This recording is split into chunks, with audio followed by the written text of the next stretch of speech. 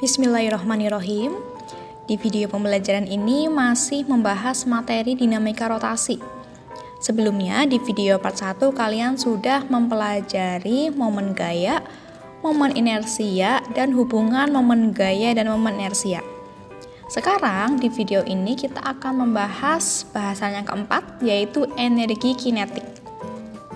Nah, di sini seperti yang kalian lihat ada roda sepeda berputar seperti ini, jadi dia diam di tempat tapi dia berputar. Nah, menurut kalian roda ini mengalami gerak apa? Karena rodanya diam seperti ini tapi dia berputar, jadi roda ini hanya mengalami gerak rotasi. Ya, jadi roda ini berotasi murni.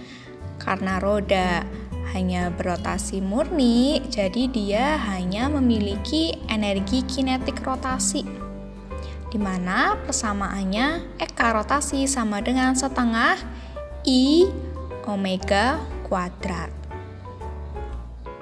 Sekarang kalau rodanya dipasang di sepeda, terus sepedanya dipakai untuk menuruni bukit seperti ini. Jadi roda itu berputar terhadap porosnya dan dia juga berputar terhadap tanah gitu ya. Dia mengalami gerak apa rodanya? Untuk benda menggelinding, pertama, roda ini memiliki energi kinetik translasi. Ini sudah pernah kalian pelajari ya di kelas 10 di bab usaha dan energi, di mana persamaannya adalah setengah mv kuadrat. Kemudian untuk benda menggelinding dia juga memiliki energi kinetik rotasi yang besarnya setengah I omega kuadrat. Maka energi kinetik total yang dimiliki benda menggelinding eka rotasi ditambah eka translasi ya. Jadi eka total sama dengan setengah mv kuadrat ditambah setengah I omega kuadrat. Dengan energi kinetik satuannya joule, omega kecepatan sudut dengan satuan rad per sekon, V kecepatan linier dengan satuan meter per sekon, M massa benda satuannya kilogram, dan I momen inersia dengan satuan kilogram meter kuadrat.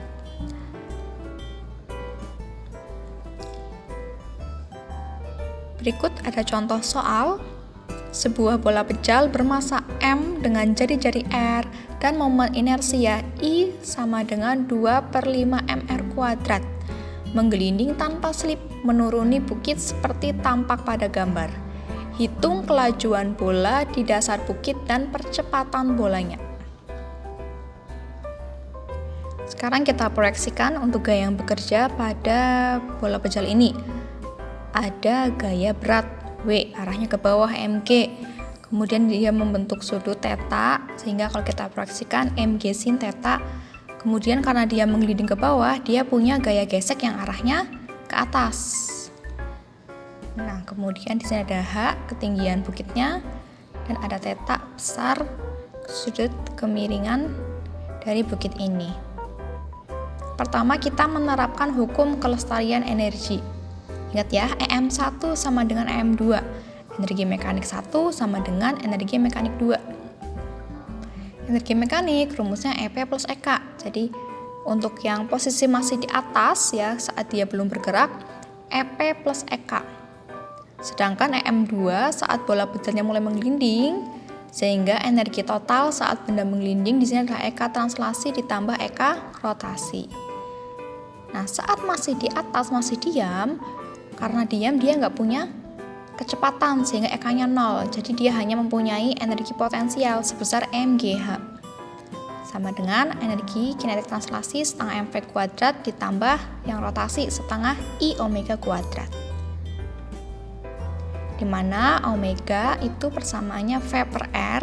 Jadi kita ganti nanti persamaannya menjadi V kuadrat per R kuadrat.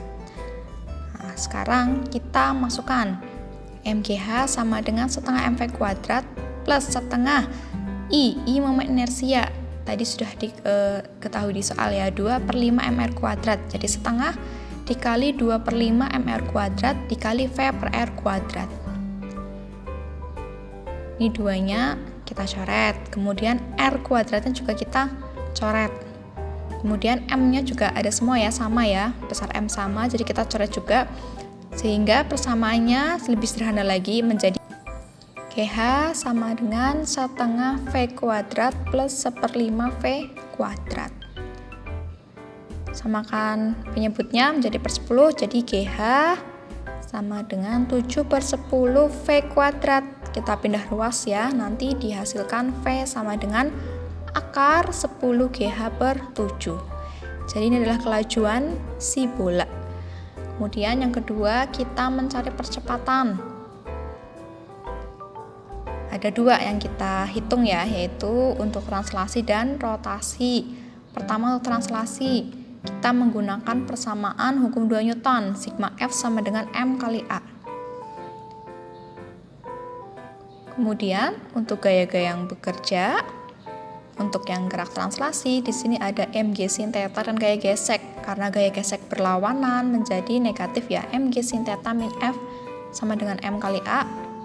Kemudian pindah ruas jadinya F sama dengan mg sin theta min MA.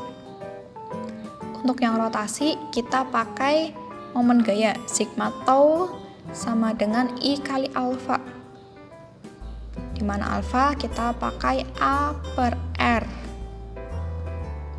Tau rumusnya F kali R. I-nya tadi 2/5 mr kuadrat, alfanya kita ganti jadi A per R. Kemudian R-nya bisa dicoret ya. Sehingga F sama dengan 2/5 M kali A. Kemudian disubstitusikan kedua hasil dari nilai F-nya, jadi F sama dengan F ya, F translasi sama dengan F rotasi. mg sin theta min MA sama dengan 2/5 MA. M-nya sama, kita coret. Jadi G sin theta min A sama dengan 2/5 A. Kemudian pindah ruas. Yang A kita kelompokkan jadi 1 di sebelah kanan. Jadi G sin theta sama dengan 2/5 ditambah A. 2/5 A ditambah A. Jadi G sin theta sama dengan 7/5 A. Kalau kita pindah ruas jadi A sama dengan 5/7 G sin theta ya. Jadi kalau kita kali silang, kita pindah ruas jadi A sama dengan 5/7 G sin theta. Jadi ini kelajuan dan percepatan dari si bola berjalan ini. Nah, kedepannya kalian bisa memakai rumus ini. Jadi untuk benda tegar menggelinding pada bidang miring, untuk mencari kelajuan V, kalian bisa gunakan rumus V sama dengan akar 2GH per K plus 1. Untuk percepatan A sama dengan G sin theta per K plus 1, di mana K adalah nilai konstanta pada momen inersia benda tegar.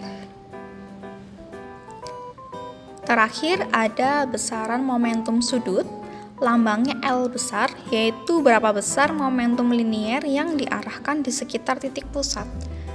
Bila suatu benda berotasi terhadap sumbu inersia utamanya, maka momentum sudut total L sejajar dengan kecepatan sudut omega yang selalu searah sumbu rotasi.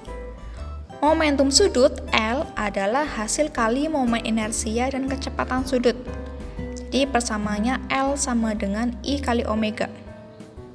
Nah, kalau dijabarkan, I itu momen inersia ya, mr kuadrat, omega itu V per R. Jadi L sama dengan mr kuadrat dikalikan V per R.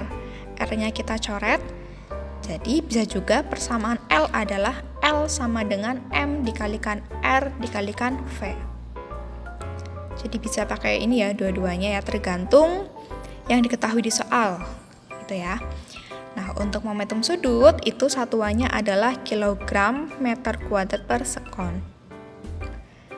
Di bab momentum dan impuls saat kelas 10, kita sudah belajar kekekalan momentum.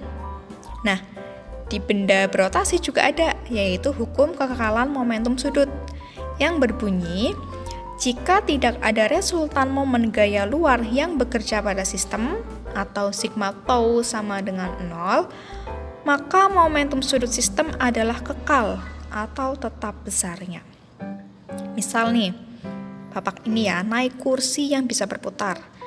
Nah, di tangannya dia terentang sambil memegang barbel ya. Kemudian dia berputar. Setelah berputar, kemudian dia masih berputar tapi kedua tangannya ditekuk ke arah dada. Nah, momentum sudut saat tangannya terentang dengan tangannya melipat besarnya sama. Jadi L1 sama dengan L2. I1 omega 1 sama dengan I2 omega 2. Untuk di gambar A, nilai I-nya besar tapi omeganya kecil. Kalau di gambar B, nilai I-nya kecil, omeganya yang besar. Oke, ini ada contoh soal. Penari balet dengan tangan terentang berputar dengan kecepatan omega di atas lantai mendatar licin. Saat penari balet melipat tangannya, momen inersianya akan berkurang 25%. Perbandingan energi kinetik rotasi penari saat tangan direntangkan dan saat tangan dilipat adalah, jadi di sini diketahui omega satunya itu omega. Untuk I2-nya karena dia berkurang 25%, jadi I2-nya 75% I. Jadi I1-nya ceritanya I ya. Jadi kalau I2 75% I. Ditanya EK 1 banding EK 2. Ditanya perbandingan, jadi kita buat seperti ini. EK 1 per EK 2 sama dengan setengah I1 omega 1 kuadrat per setengah I2 omega 2 kuadrat. Untuk mencari omega 2-nya, kita pakai persamaan kekekalan momentum sudut. L1 sama dengan L2. I1 omega 1 sama dengan I2 omega 2. Di mana I1-nya I, omega 1-nya omega, I2-nya 75% I. 75% itu kan 0,75. Jadi 0,75 I dikali omega 2, sehingga omega 2 sama dengan 1 per 0,75 omega. Kita bagi 0,25 ya, jadi omega 2 nilainya 4/3 omega. Selanjutnya, ini sama-sama setengah bisa kita coret. Lalu kita masukkan angka-angkanya.